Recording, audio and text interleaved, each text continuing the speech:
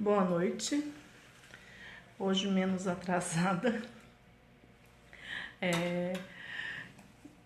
Vim hoje falar sobre um assunto que eu fiz um post hoje, essa semana, né? Sobre o sono no autismo, seus distúrbios de sono. E houve vários questionamentos em box, houve questionamento no Blogger. Então, por isso, eu resolvi fazer a live com o mesmo tema. Quem estiver entrando, vai dando um likezinho para que eu saiba que está entrando. Se puder, se quiser, compartilhe, clique no botão de compartilhar e chame seus amigos para poder assistir também a live. Essa é uma iniciativa minha para conversar sobre neuropediatria. Faz parte do projeto Neuropediatria para Você, que iniciou-se há um ano, primeiramente com um blog e depois o canal no YouTube, a fanpage, e hoje em dia também tem a página no Instagram. Então, essa série de lives a gente começou quando o Facebook começou a disponibilizar essa função no Face. E é o que realmente causa uma maior interação, porque vocês podem me perguntar sobre o tema e como nós estamos ao vivo, eu posso responder vocês nesse momento. Então, tenho o maior prazer, perguntem. Quem entrar, diz em que região que está falando e podem me perguntar que normalmente durante a live eu respondo alguns, que depois terminada a live eu publico, fica no ar, então as pessoas vão continuando a assistir, vão continuando a perguntar e no decorrer da semana eu vou respondendo todas as perguntas com o maior prazer. Então, podem perguntar, foi feito para isso. Vamos lá, o sono no autismo. Gente, o autismo ele é um grande mistério para todos nós que trabalhamos na neurologia. Ele é um grande mistério porque nós não sabemos exatamente aonde está o erro. Nós sabemos que são crianças com dificuldades principais na comunicação.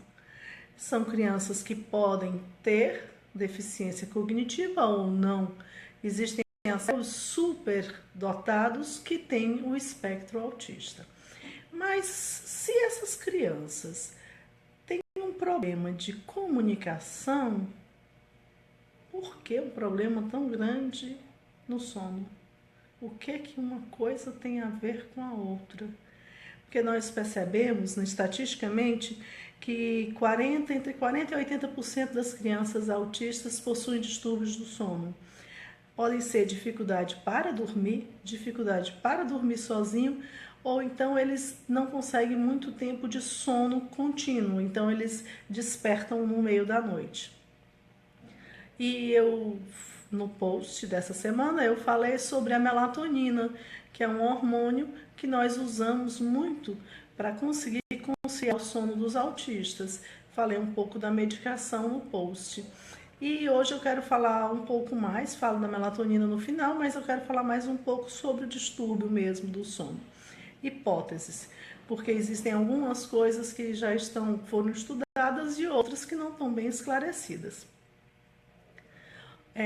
O paciente com um quadro de TEA, ele parece ter realmente uma alteração em relação ao sono, porque a melatonina foi dosada e nessas pessoas que têm o espectro autista foi percebido que elas teriam uma inversão na produção da melatonina. Nós, considerados normais, nós temos uma produção maior de melatonina durante a noite e uma produção menor durante o dia.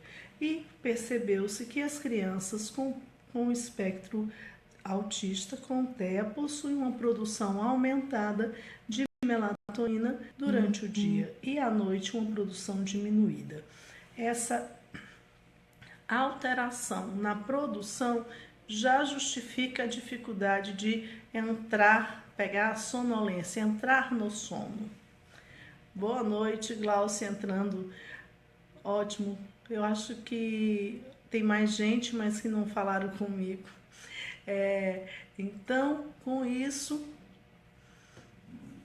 a melatonina tem essa inversão, já faz com que as pessoas autistas tenham um distúrbio do sono, já que existe uma coisa palpável. Dosei, a produção está diminuída. É uma coisa que eu tenho. Existe um significado científico, existe um porquê. Mas existem outras causas que são causas subjetivas, que são, por exemplo, a sensibilidade que os autistas possuem. Se você tem um filho pequeno e colocou ele para dormir, normalmente você sai pé ante pé do quarto, você sai bem devagarzinho para não acordá-lo. Mas a criança dita normal, ela é uma criança que normalmente quando ela pegou no sono, ela ferra no sono e ela não acorda com pequenos ruídos. Se for uma criança com TEA, ele é mais sensível, então ele pode o abrir de uma porta, a fala da mãe no quarto ao lado pode ser por ele percebida e isso faria ele acordar. Então seria um outro fator que faria essa criança despertar no meio da noite. Boa noite, Amanda. Boa noite, Sil. Então, existe a alteração da produção de melatonina que iria interferir com o que nós neurologistas chamamos de ciclo circadiano, que é que a gente tenha sono durante a noite e menor sono durante o dia. E o sono da noite ele é realmente muito melhor do que o sono do dia. Quem faz essa troca não está fazendo uma troca feliz. O sol inibe a luminosidade, o sol inibe a produção de cortisol. Então existe uma série de mecanismos que a noite de sono te proporciona e o dia de sono não te proporciona. Então, com isso, nós teríamos um porquê pela produção de melatonina e a gente tem a melatonina como medicação para ser dada ao paciente para induzir o sono. E hoje em dia já é bastante usada essa medicação. Na neuropediatria é uma medicação segura e bem usada. Não é vendida em farmácias e de uma forma assim, é vendida como suplemento normalmente suplemento alimentar, é muito vendida em lojas de academia e não em farmácias, mas está disponível para a venda e a maioria dos neurologistas está fazendo uso da melatonina para poder melhorar a qualidade de sono das crianças com TEA com sucesso, com o uso da medicação. Eu separei aqui, pensando em fazer essa live, eu separei aqui algumas dicas para tentar melhorar o sono das crianças. E a criança normal precisa também ter algumas orientações para uma boa noite de sono. A boa noite de sono fará com que o seu filho tenha sua capacidade intelectual preservada. Intelectual, mas não é só intelectual, eu quis dizer no sentido de memória, concentração, controle de impulsividade, porque o cérebro vai descansar durante a noite. Se você dá ao cérebro o descanso adequado, ele vai te dar as funções que ele é capaz de te dar.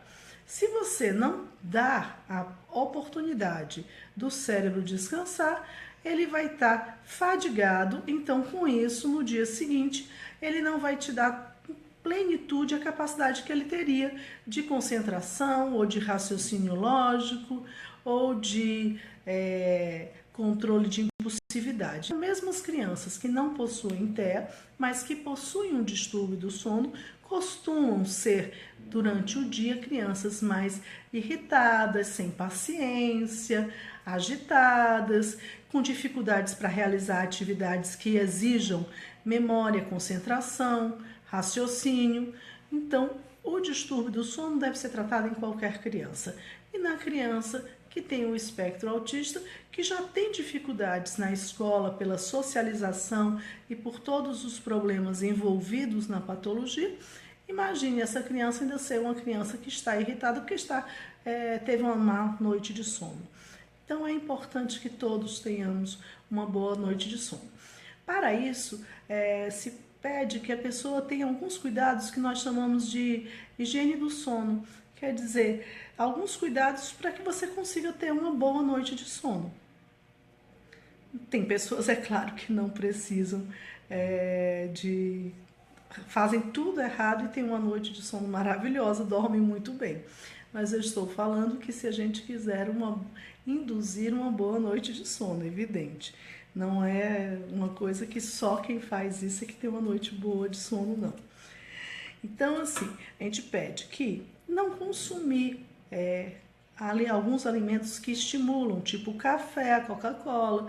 Quer dizer, não dê para a criança no período da noite esse tipo de refrigerante. Então, não dê café com leite, vai dificultar ela entrar no sono, desperta, estimula, não dá sonolência. Já o leite morno, o leite amornado, ele costuma dar uma relaxada e costuma dar uma sonolência. O banho, aqui no Ceará, como é muito quente, a gente não temos muito costume do banho morno, porque para ficar fresco para dormir é até melhor o banho frio. Mas no sul, onde está mais frio, o banho morno cai bem para você relaxar para dormir. Então, tomar um banho, fazer uma refeição leve, dar às crianças um leite morno em pequena quantidade, não precisa ser em grande quantidade.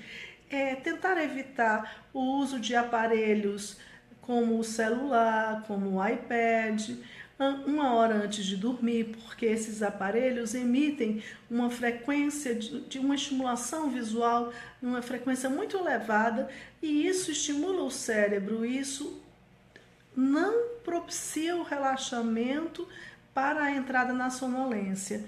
Então, normalmente, a gente pede que as pessoas que têm dificuldade para dormir, para entrar no sono, que essas pessoas não façam uso bem próximo de dormir.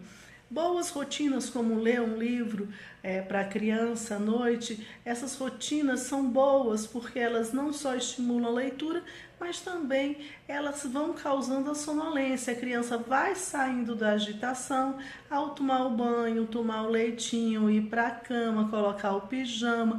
A mãe vai numa cadeira de balanço, numa rede ou mesmo na beira da cama, ela vai ler uma história e isso faz a imaginação da criança começar a imaginar os personagens e a criança normalmente vai relaxando, o que isso facilita a entrada na sonolência. Então, esses são alguns bons hábitos que nos ajudam. Alimentos, não é bom dormir com fome, não ajuda ao sono, mas também se você fizer uma alimentação muito pesada ou uma alimentação em grande quantidade, também dificulta conciliar o sono. Por isso que a gente pede que seja uma alimentação leve, adequada, leve, sem exageros, mas que tenha alimentação. Então, esses seriam alguns cuidados. Nas crianças autistas, eu peço atenção em alguns quesitos. Primeira coisa, crie uma boa rotina. Lembre que, assim, se para um filho dito normal, que não tem nenhuma dificuldade, é tão difícil a gente conseguir tirar a criança da cama dos pais, nessa criança com espectro autista será multiplicada essa dificuldade. Porque retirar essa presença do corpo do pai, da mãe, essa presença de alguém próximo, ele não vai conseguir dormir, ele vai ter muito mais dificuldade. Então, todas as crianças têm. Se você acostumou a dormir no quarto com a mãe, ele vai ter uma dificuldade de se sentir seguro sem a presença física da mãe. O que eles precisam adquirir, que eles não precisam pegar em você para você ter a presença, ter sua presença, se sentir seguro. Mas isso é uma maturidade, mas que dificulta se você, por acaso, estimulou essa dormida próxima a você. Então, esse é um hábito ruim. Existem as boas rotinas e existem as rotinas não muito boas. E essa é uma rotina não muito boa, de dormir com a criança na mesma cama. É uma rotina ruim. Juscelia, boa noite. Então, com isso, a gente pede que vocês pensem em tudo isso. Tentar diminuir ruídos, luminosidade e estímulos sempre está adequado. Eu acho que era isso. Se tiver alguma coisa a mais,